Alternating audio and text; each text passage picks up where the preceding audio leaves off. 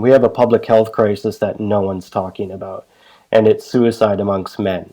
Suicide's the second leading cause of death of men under the age of 50. Men account for about 3/4 of suicide deaths in Canada every year. And it's not just a Canadian phenomenon. This is a phenomenon that's occurring across most countries around the world. But no one talks about it. Relative to women, not a lot of guys engage with help. And when they do, it can be challenging at times to meet the needs, to keep them engaged, to allow them to derive the best or the fullest benefit they can from treatment. And so rather than taking the perspective about how we need to mold the guys to fit contemporary services and even the system at large, we need to look at it from the opposite direction. How can we shape and mold the services to be more responsive to the needs of men?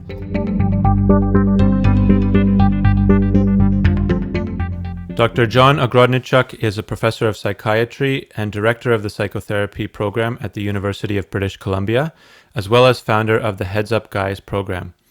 John, it's a pleasure to have you here on the podcast. Thanks very much, Warren. I'm glad to be here. Excellent.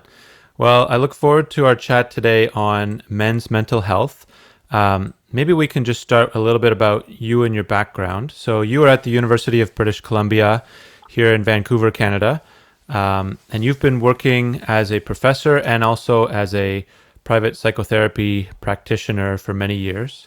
Do you want to maybe tell our audience about how you got into this field and the kind of work you do at the university and in your practice? Sure. I got into this field now slightly more than 25 years ago. So it's been a little while, and I've always been interested in working with men. And over time, my practice has grown more and more to focus on men, not intentionally to be exclusive, but recognizing that a lot of guys, don't tend to reach out for help, and when they do, they often want to talk to another man, and there's just not a lot of male therapists out there. So I sort of shaped my practice to respond to those needs. While men's mental health defines a big aspect of what I do, it is only one part. I'm the director of the Psychotherapy Program here at UBC, which shapes the psychotherapy training for our psychiatry residents. And we have one of the largest programs in North America, so we train a lot of the psychiatrists that go on to practice throughout Canada. So that's an important role for myself. And go ahead. Yeah. Excellent. Thank you. I just wanted to ask about your private psychotherapy practice. So you've been doing this for over 2 decades. What are some of the patterns that you've seen with male patients when a man comes in to see you to talk about the challenges and difficulties of life, things he's trying to cope with?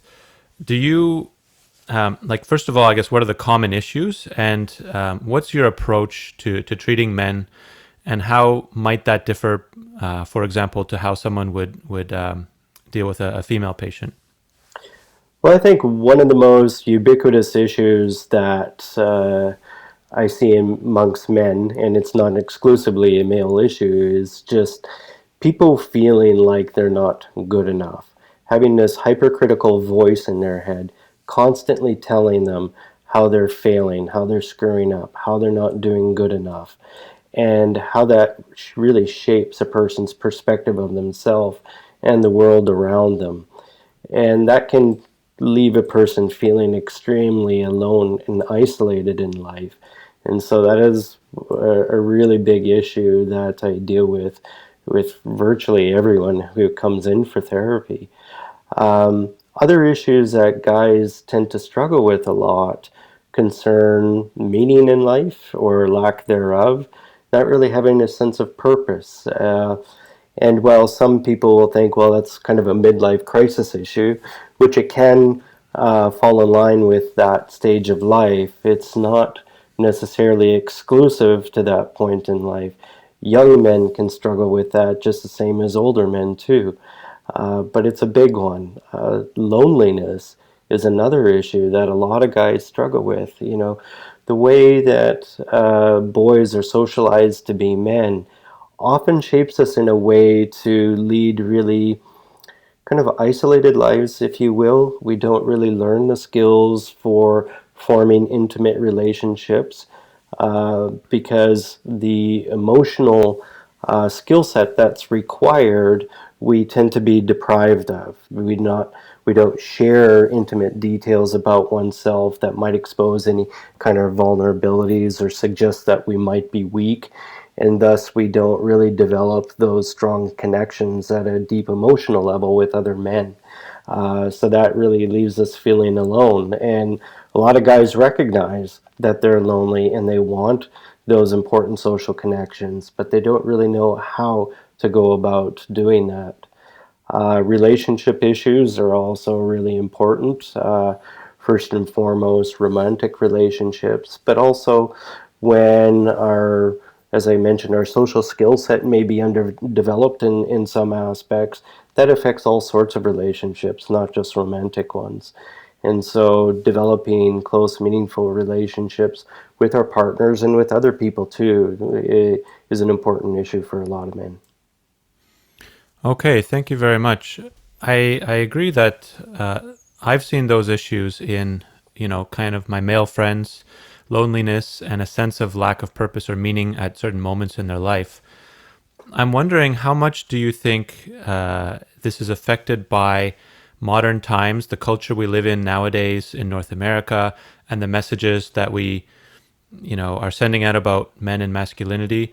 Or is it something a little bit more universal that could apply to men all around the world and at different periods in history? I'm just wondering whether this has any roots in kind of, male biology and male psychology fundamentally, or is it something that is a new phenomenon? I don't think that any of these issues are inherent to male biology. I think our culture and our society really shape these issues for us a lot. For example, the society we find ourselves in, the culture we find ourselves in, may help define for ourselves, what society views as important. Just as a contrast, if the culture that we belong to privileges success in terms of financial achievement, we're going to look at life very differently than if we're in a culture where relationships are privileged. And having, a healthy, happy social network and family is really the definition of success in life. And so, depending on where we are and what group we belong to, we're going to have different perspectives of what is important in life, and thus that will shape our sense of what meaning or purpose our own lives have. And when we're talking about the lack of purpose or meaning, it really is focused on what's motivating for us. And when we're talking about motivation, we have to define the difference between what's internally motivating to us versus what's externally motivating. And it's that internal part, what we truly find meaningful or purposeful to us as an individual, that's really the key right there. Right. Okay. It makes me think about, the characteristics of North American culture in particular. Like I've lived in a few different places, including Asia and a couple of years in Italy. And I noticed, in contrast to those places, we're very materialistic and very individualistic here. And the almighty dollar is kind of, the thing that everybody seems to be striving for, both men and women nowadays.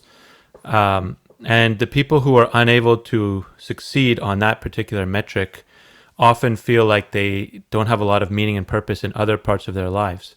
But when I was living in Italy, I found that the people there didn't define themselves primarily by their job or their paycheck. It was more, where do I come from? What's my hometown? Who's my family? Who are my neighbors? Like, that's your real identity. And then the career thing was secondary. And I did notice that they didn't have quite as like the same kind of anxiety that a lot of people here on the West Coast seem to have. I agree with you fully, Warren. I've had experiences being exposed to several different cultures, most within Europe, and the contrast that you shared is really consistent with my own perspective and takeaways from those experiences, whereby social connections really are privileged as sort of the key aspects of defining one's sense of self, but also your place within society. Is that, you know, we're all uh, we all privilege material success to some extent, but the degree to which we do it is really shaped by that culture or society. You know, I've spent time in Italy as well, France, and I see how people engage with one another and actually what they prioritize their time on being very different than here, and even how people engage one another in conversation in new social settings. So, for example, I have several friends and colleagues in Germany, and I was told as I was going to my first social engagement with a friend and colleague, he says, "Don't talk about work. People don't talk about work in social settings. In fact, when you meet somebody, uh, no one says, 'So what do you do?' Which is one of the first questions we receive here when we are first introduced to somebody. Oh, hi, I'm John. And you respond, oh, hey, John, what do you do? And that's quite a faux pas. You don't do that. You get to know the person, and the person's not defined by their work. Yeah, I totally agree. That is the number one question when you meet somebody in North America. What do you do? And I think especially for men, although increasingly for women as well, that kind of ends up defining the person. And when you look at dating and relationships and those kind of questions, it's often the thing, maybe top or close to the top of the list that women, when looking for men, evaluate men based on that. Is what's his job, how much does he make, and then of course the personality and the body and all those things come after. But Mm-hmm. this is a problem. This is I don't think there's an easy solution to this kind of question. It's not easy to change culture, even if it's possible, but we certainly have to find ways to live within it and to have mental health and well-being within this context. And so on that point, I wanted to ask you about UBC. So you and a colleague created a men's health research program at the university. And on this website, which is, by the way, menshealthresearch.ubc.ca, you have a lot of great resources on the page. Do you want to tell me maybe a little bit about what this program focuses on, what research you've done so far, and what you're hoping to do with it? Sure. Yeah, that men's health research program at UBC was started by my colleague John Olaf, and now more than 15 years ago, I believe, we connected and we carved out a particular area of men's health research to focus on men's mental health. And at that time, and I believe it's still true, it was Canada's first and only men's mental health research program. And since that time, we've involved other colleagues in Canada and Australia in particular, and now bringing in colleagues from the United States, Switzerland, Germany, and we examine, a wide variety of aspects of men's mental health, looking at the phenomenology of mental health, say in the particular context of depression and suicidality, understanding what factors, a wide array of factors contribute to it, and more recently, looking at men's relationships in particular and how relationships can both help or hinder a man's mental health. That's great. Um, I think it's wonderful that this exists. I think that should exist at all the major universities in Canada.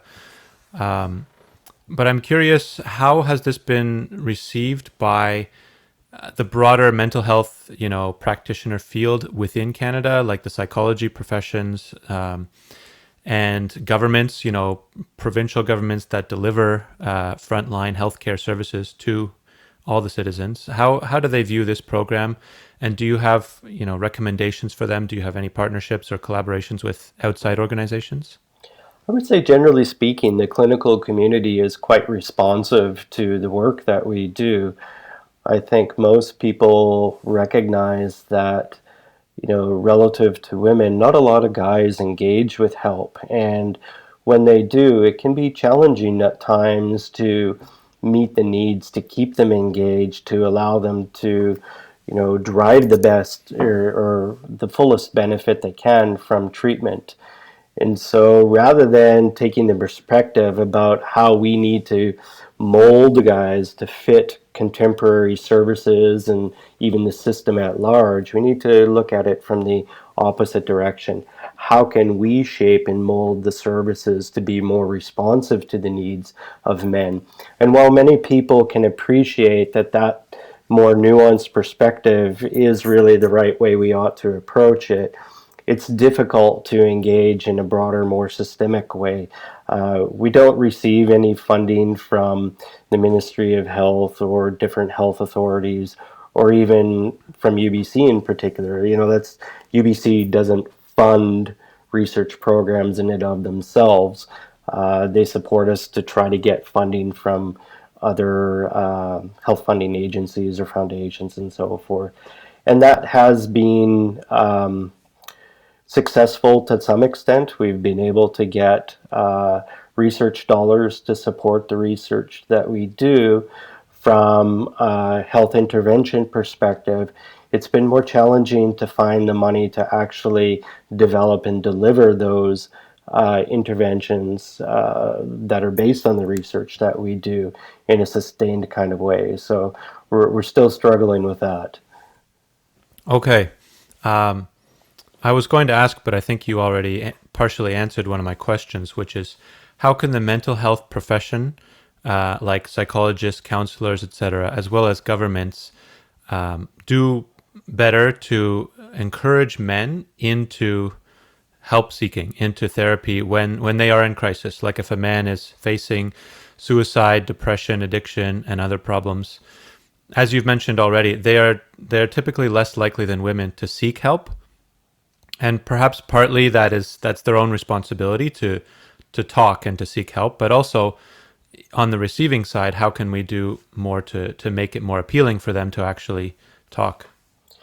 Well, Warren, I think it starts at a more societal level where we need to start changing conversations about mental health in general, and specifically with regard to men's mental health. There's a real void there when it comes to consistent, open, honest conversations about mental health. With regard to men's mental health, one of the things that I try to do to grab people's attention is saying we have a public health crisis that no one's talking about, and it's suicide amongst men. Suicide's the second leading cause of death of men under the age of 50. Men account for about 3/4 of suicide deaths in Canada every year. And it's not just a Canadian phenomenon. This is a phenomenon that's occurring across most countries around the world. But no one talks about it. And guys do have some ownership in this. Guys don't talk about it. Women do actually a very good job advocating for their health needs. And I really admire that. And I think there's a lot that men can learn from that. We need to advocate for our own health. If we're not going to do it, how can we expect others to do it? So that's really where I think it begins, is that guys ourselves need to talk about mental health. We need to be open with one another. We need to give each other permission that, hey, it's okay to not be okay, and it's okay and in fact necessary for us to share when we're not doing well and need help. Because until we do that, we're always going to be trying to fly under the radar. We're always going to be wearing that mask that doesn't show our true inner self to others. And because of that, a lot of guys, unfortunately, will suffer in silence. And for many of those, the consequences truly are deadly. Yes, it's true. They can be deadly. And you mentioned that suicide is the second leading cause of death for men under 50. And that's just the deaths recorded as suicide, but I wonder if that includes things like drug overdoses.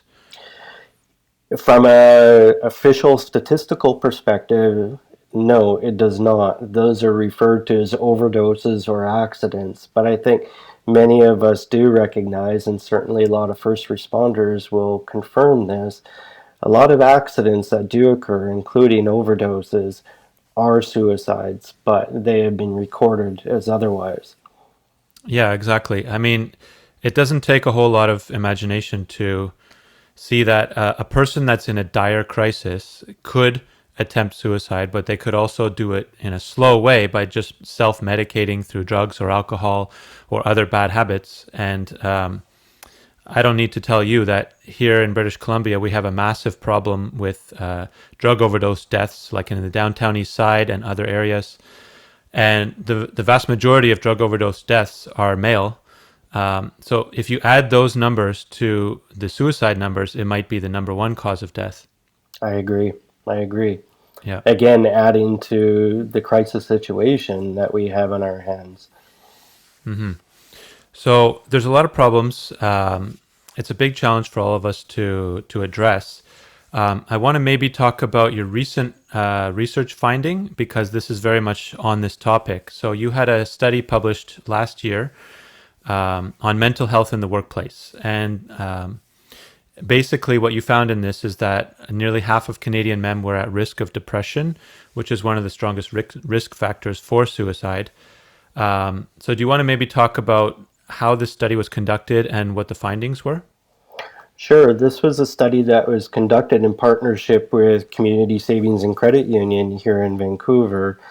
They really recognize that a lot more needs to be done with regard to men's mental health, and exposing it as an important public health issue.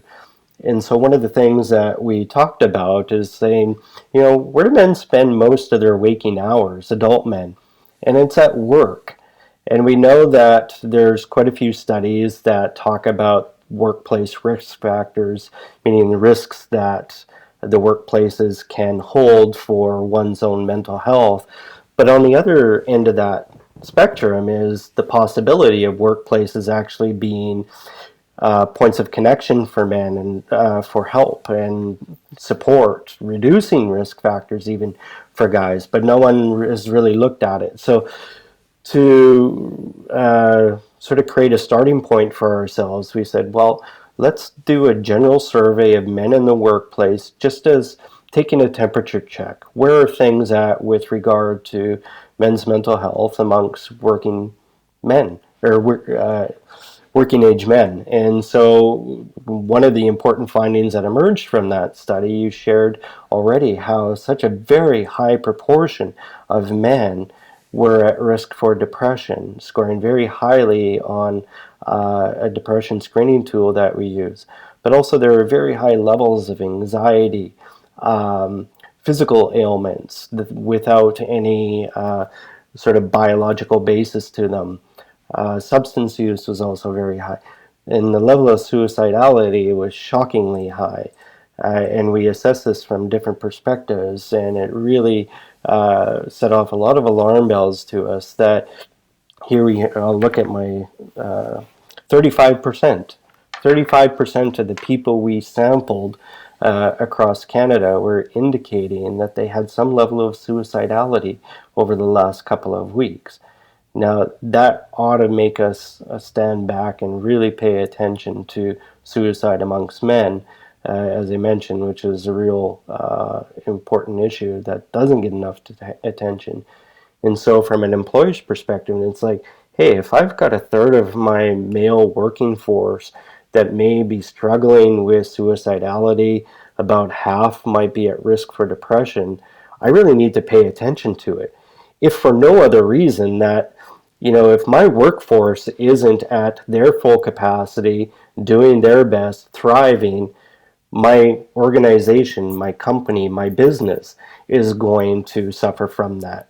But if we just extrapolate a little bit beyond that and move away from that really circumvented point of view, is like, I need better, healthier workers so that we can do better work, and saying we have a responsibility to society, every employer does, If we can help our people thrive in their work roles, they're also going to thrive in their other roles that they occupy in life. Every guy that's working is not just an employee somewhere. He's a father, he's a brother, he's a son, he's a friend, he's a soccer coach. The knock-on effects of addressing and supporting men's mental health in the workplace are actually huge. Yes, indeed, they are huge. A man who is suffering with these problems and who doesn't talk about it and who doesn't seek help is really doing nobody any favors. Correct.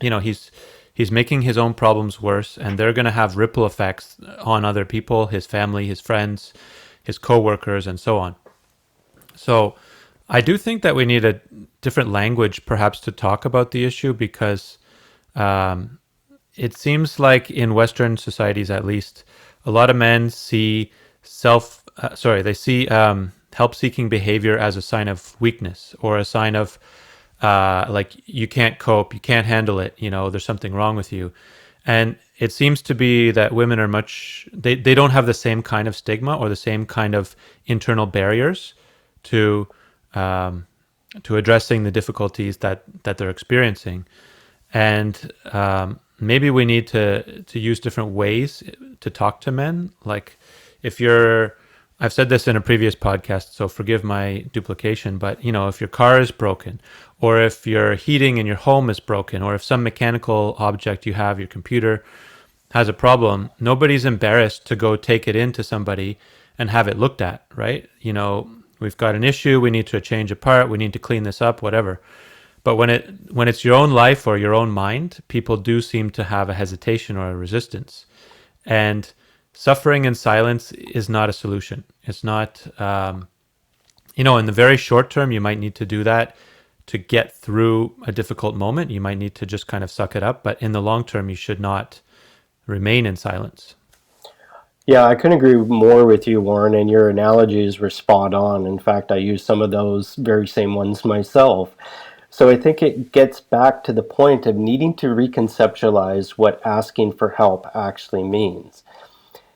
Being confronted with a mental health challenge is nothing about one's weakness or their manliness. We all, no matter what walk of life you're from, no matter how successful, however that's defined, you've been in life, we're all susceptible. And asking for help is far from being weak. I argue it's the opposite. It's a sign of strength. It's a sign of you taking control over your health. It's showing agency. It's showing intent, wanting to get better. I liken it to being, a general manager for a hockey team, if you will. You're putting together your best team.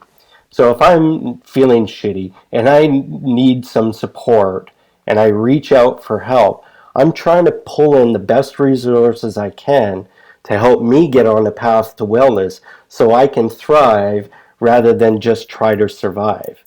And that's all about me being in control of my life. On the other hand, if I'm being quiet, I'm hiding my challenges from others, I tell myself I've got to work through this myself, just put your head down and push through. I would argue that's a sign of weakness because you can't bring yourself to actually reach out to another. And we all know how that ultimately works out for far too many men. That pain, that suffering becomes so overwhelming, they look to death as the only possible escape from that. And that's a really, really sad place to be. It is very sad. And it doesn't have to be that way. Not at all. Yeah. Like asking for help is by far a much better outcome than failing to deal with it on your own in isolation and then ending up, in a worse place. I wonder though, like you're probably aware by now, the reactions that men do get when they go to seek help from their friends, from their family, and from the professional, therapists and counselors, etc. Often there's a kind of unhelpful language, which is that like they will kind of blame them for their own problems, or they will blame a gendered social issue like toxic masculinity or patriarchy and say, well, you know, if you're doing bad, you know, men have all the power in this world and we live in a male dominated society, so it's your fault that you're suffering these consequences. And you get almost like a double victimization.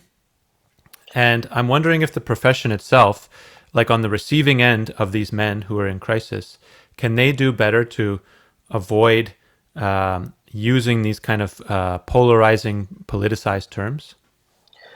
Well, it is unfortunate that there are some professionals out there who hold very skewed perspectives of men and, you know, what's behind the challenges that they may suffer from. I will say, however, that I see more and more clinicians wanting to educate themselves about how to really understand masculinity and its implications for men and their mental health better. And in fact, one of the colleagues that are part of the group, the Men's Mental Health Research Program that I mentioned earlier, his name's Zach Seidler, and he's from Australia. He's actually developed a program called Men in Mind that is all about helping educate clinicians around the role of masculinity and changing their perspectives on how they actually understand and engage men in treatment. And there's been a very, very strong appetite amongst the clinical community to engage with that program and learn. So I have a lot of optimism with regard to where we're moving. With regard to men's friends, families, colleagues who may not be so supportive of them reaching help, that's really unfortunate. I do know that some men actually find themselves in a position that they want and need help. They reach out for it and feel very isolated after doing so because they don't have a lot of understanding, empathy, and compassion from them, from those in their lives. All I can say to men is that the person you need to be most concerned with is yourself. You can't lead your life trying to make other people happy. And if there are people in your life that are going to criticize you, belittle you, shame you for looking after yourself, I would push put the argument to you is that these people don't belong in your life. And I know that may sound very harsh and at times not realistic or even rational, but it does challenge a man to think, well, if I've got people in my life that are criticizing me for wanting to be well, do well, feel well, what role do they have in my life? Do I want them in my life? That can be a difficult conversation to have. But if that's the case, if they're getting more grief than support from people in their life, it is a conversation that they need to have with themselves. Because ultimately, we are responsible for our own lives. If we don't look after ourselves, as I mentioned before, how can we expect other people to look after us on their own? We need to be the captain of our ship.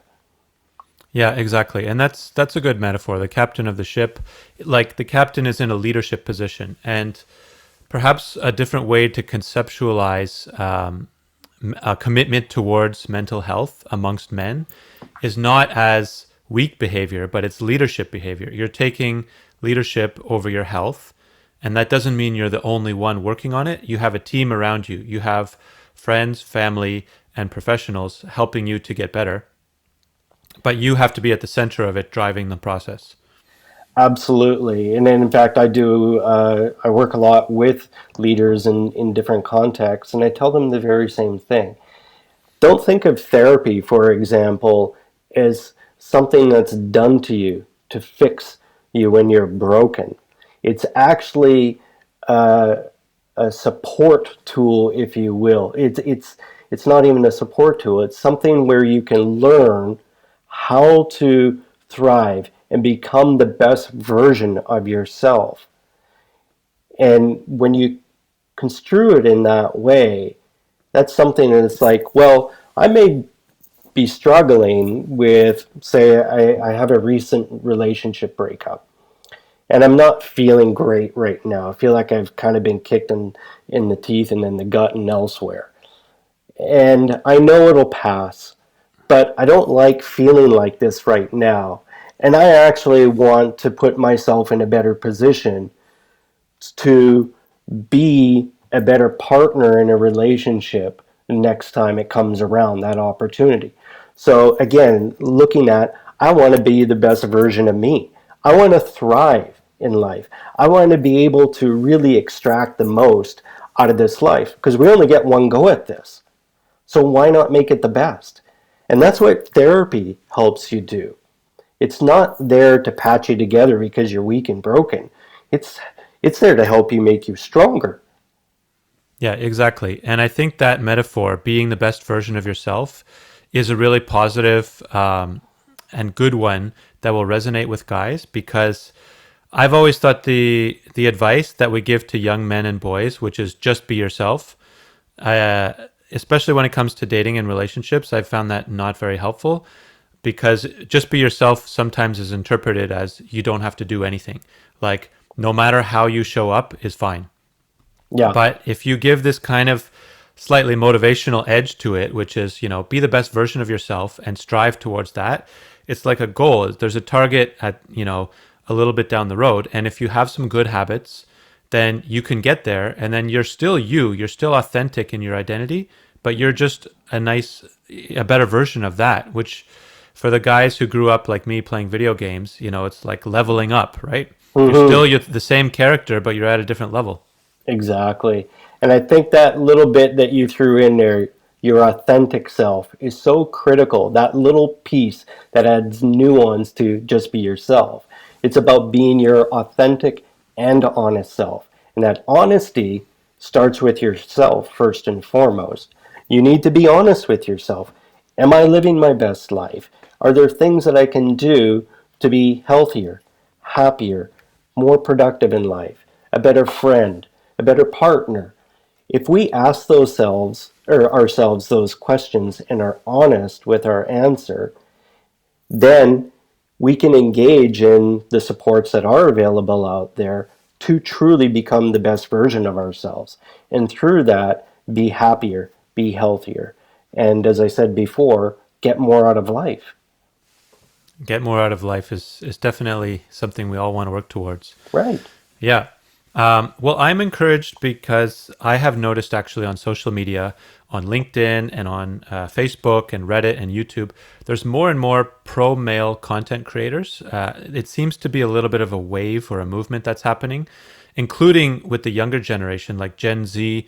There's a lot of people talking about how the lives of ordinary men and boys in our society are often very difficult. They're often very challenging, and they're not as rosy as some people believe. And a lot of guys don't have power, they don't have wealth, they don't have privilege, and that's okay. But we need to recognize where they're at and give them encouragement and support, rather than blaming them for the few men who are at the very, very top of the pyramid.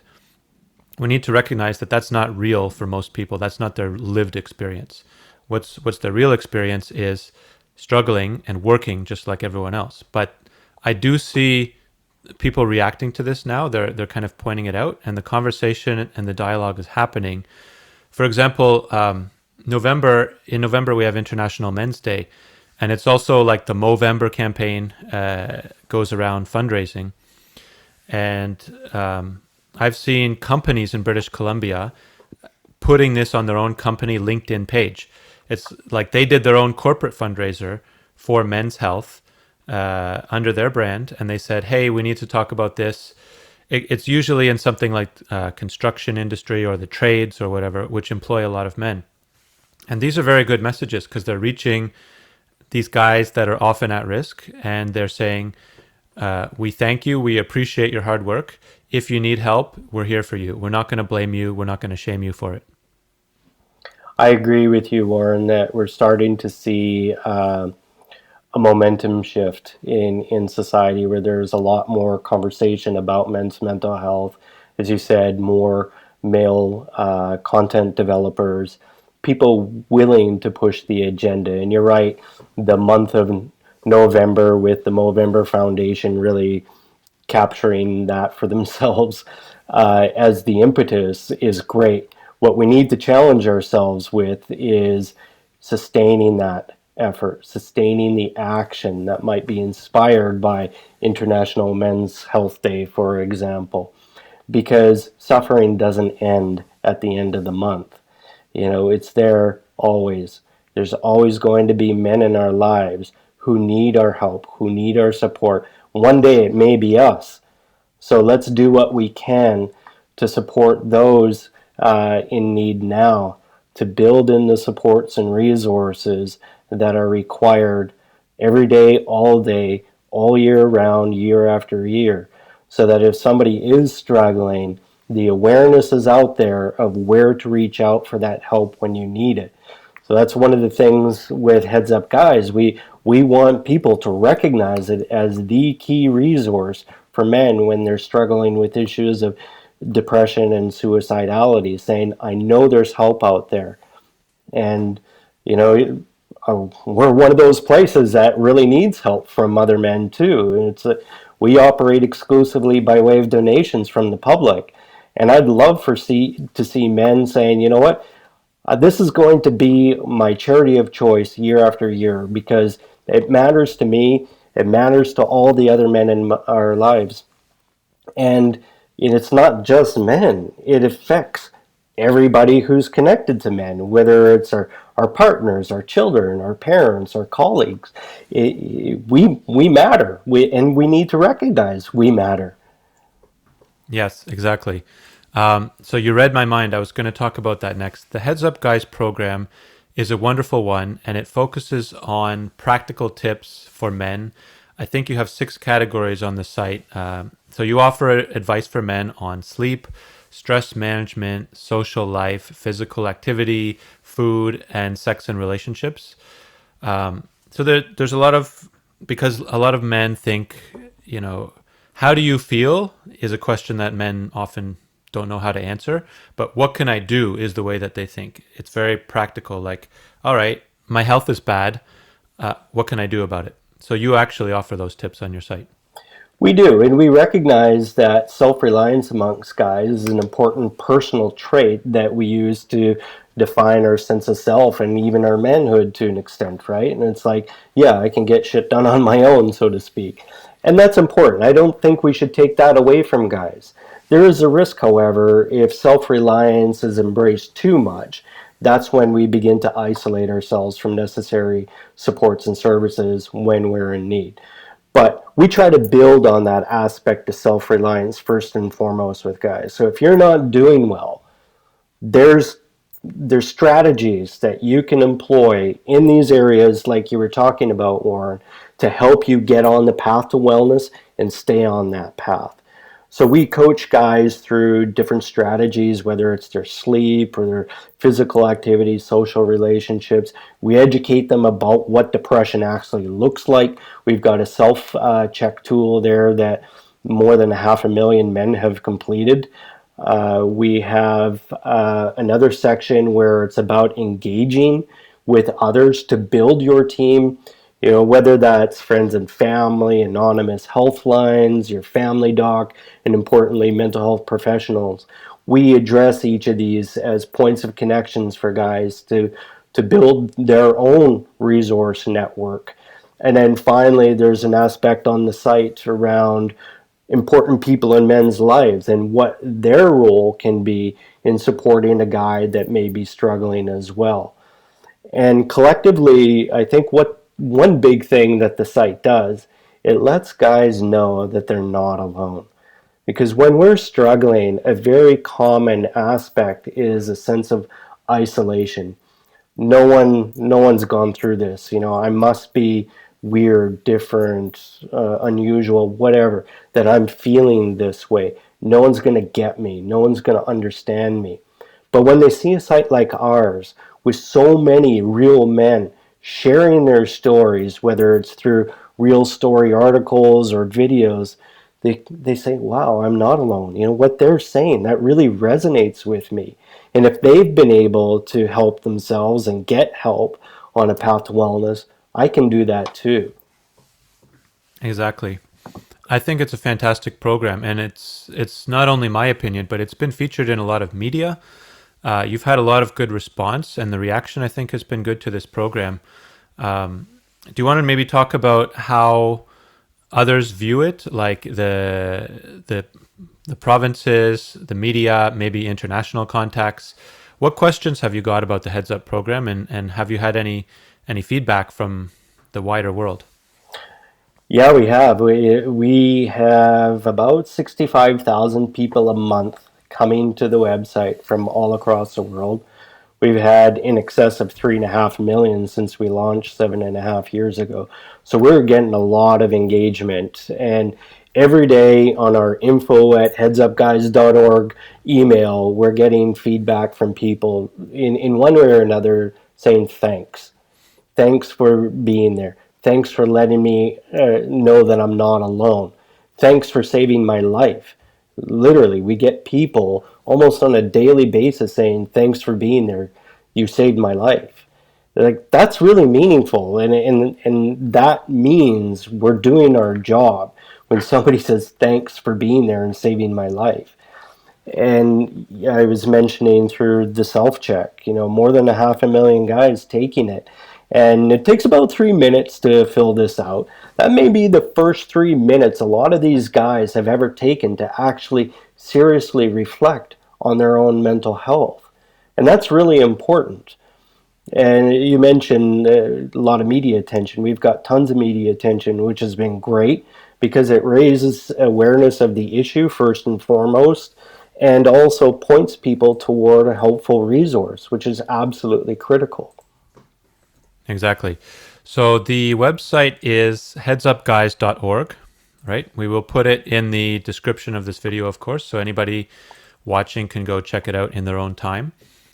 And it's just wonderful. I'm so glad that you created that, and I'm also glad that it has delivered a lot of value to a lot of people's lives. It saved lives and improved them and changed them. And I'm also happy that it's had a good response. Strangely, sometimes when you create a program designed specifically for men, there can be a weird reaction from certain corners of the world where, why should we do this? Aren't women's problems more serious? And I just keep trying to tell people it's not a zero-sum game. It's not either or. We can help women and help men at the same time. And sometimes a resource should be specifically tailored and designed for women. Sometimes it should be for men, and sometimes it's universal for everybody. And that's fine to have all three.